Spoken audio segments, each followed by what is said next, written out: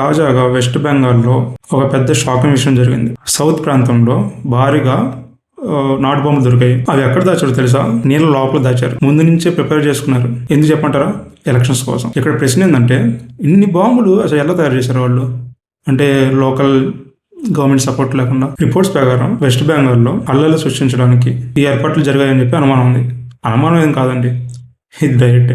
గతంలో కూడా ఇదే తరహాలో అటాక్ జరిగాయి అక్కడ. ఎందుకంటే రాజకీయ టెన్షన్ పుట్టించడానికి, భయం పుట్టించడానికి. రీసెంట్ గా మమతా బెనర్జీ డైరెక్ట్ హిందూస్ కు వార్నింగ్ ఇచ్చింది. నేను కానీ ఓడిపోతే వేరే వర్గం మిమ్మల్ని చంపేస్తారండి. మమతా బెనర్జీ చేసే అరాచకాలు ఎట్టుంటాయి అంటే, తన పార్టీ వాడే రేపు చేస్తాడు, తను వచ్చి ధర్నా చేస్తుంటది. అదే నాకు ఎక్కడ లాజిక్ నాకు ఇప్పుడు కూడా అర్థం కాదు. బంగ్లాదేశ్ నుంచి ఎంతమంది బోర్డర్ దాటి వస్తున్నారో లెక్కే లేదు. ఈ కాంగ్రెస్ కానీ కమ్యూనిస్ట్ కానీ మత మార్పిడి ఎందుకు ఎంకరేజ్ చేస్తారు చెప్పంటావా? వాళ్ళ ఓట్లన్నీ డైరెక్ట్ గా వెనకబడతాయి. సో అందుకోసం ఈ వెస్ట్ బెంగాల్ లో మమతా బెనర్జీ స్ట్రాటజీ కూడా ఇదే అన్నమాట. ఎవరైతే బంగ్లాదేశ్ నుంచి వస్తారో వాళ్ళకి ఓటు హక్కు ఎన్నిస్తారన్నమాట. ఇచ్చిన తర్వాత వాళ్ళ ఓట్లన్నీ వెనకబడేట్టు చేసుకుంటారు. సో ఇప్పుడు కూడా ఏమన్నా ఎలక్షన్ లో అటు ఇటు అనేది తెలిసినా కూడా అల్లర్లు సృష్టిస్తారు, భయం పుట్టిస్తారు ఓటర్ని. ఇక్కడ అసలు బాధ్యతలు ఎవరంటే అక్కడ ఉన్న సామాన్య ప్రజలు.